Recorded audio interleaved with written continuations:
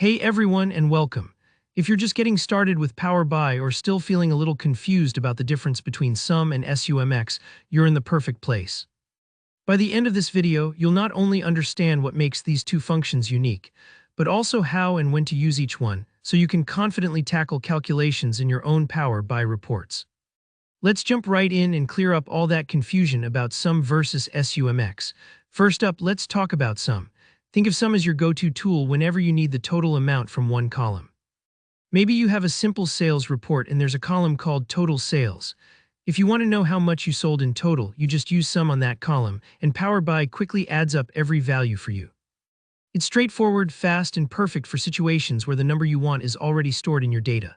For example, if you have a list of transactions and every row already includes the transaction's final amount, you don't have to do any extra math, just hand sum the column and let it go to work. It's like adding up the totals in a single column of a spreadsheet, easy and efficient. But what if what you want isn't already calculated for you? This is where SUMX steps in to shine. SUMX is a more powerful tool because it first performs some math on each row and then adds up those results. Imagine you have a table with price and quantity columns, but no total revenue column.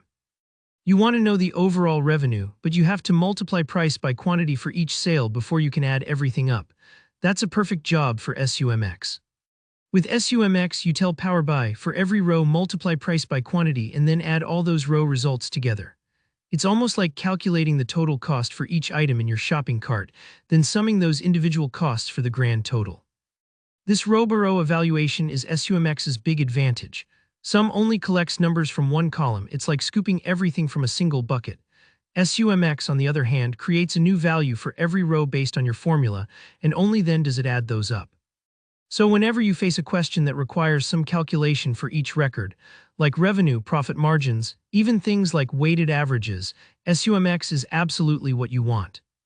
Let's pause here and summarize the difference quickly. Sum is great when your answer is already in one column, just waiting to be added up. SUMX is for those times when you need a little math magic on each row before you can total it all up.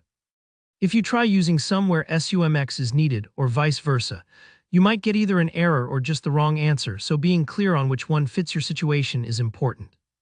Don't worry if this seems a bit abstract at first. Many Power BI users have mixed up Sum and SUMX.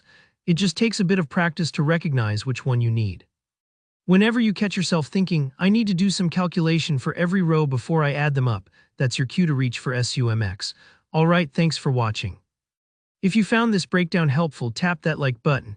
And if you have any questions or want to see more real-world examples using Sum and SUMX, just leave a comment below. Don't forget to subscribe for more Power BI tutorials. I'll see you in the next video.